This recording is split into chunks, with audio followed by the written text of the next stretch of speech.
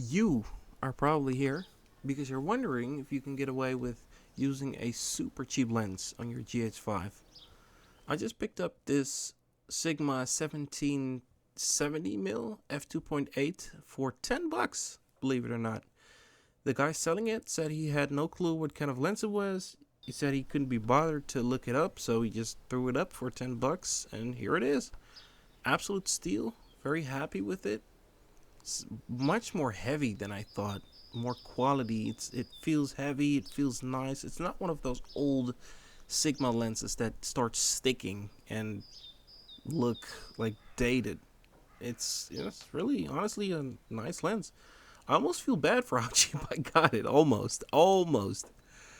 Um, so I got this lens because I'm using two Blackmagic 6Ks with Sigma art lenses, the 1.8 ones, way more expensive, and I needed a third camera.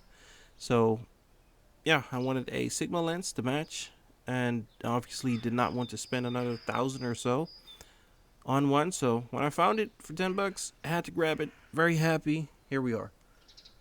The project that I'm going to use this for is not for a high-end client. It's more of an interview setting, so I can get away with not using more sophisticated lenses.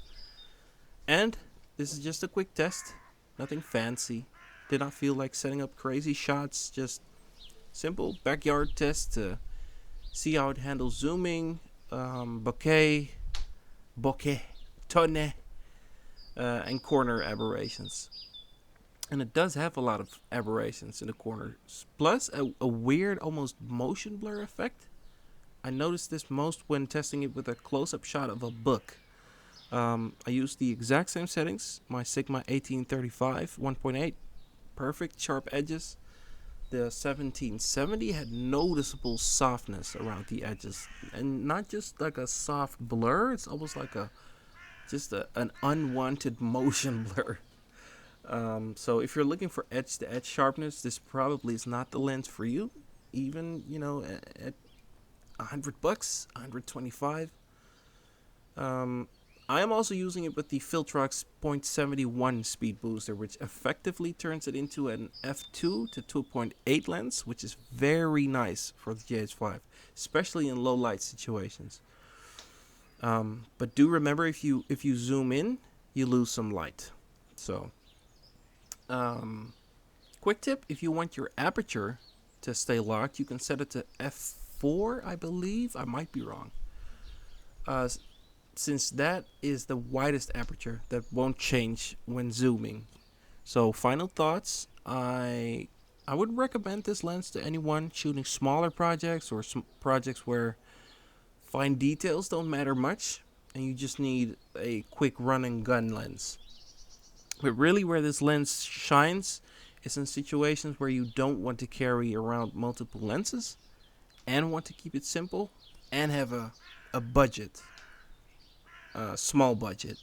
My only gripe is that you can't shoot top-down shots because the lens droops down if you zoom to around 25 mil, which is a bummer, but other than that, I would personally grab it if you can find it for around 100, 125.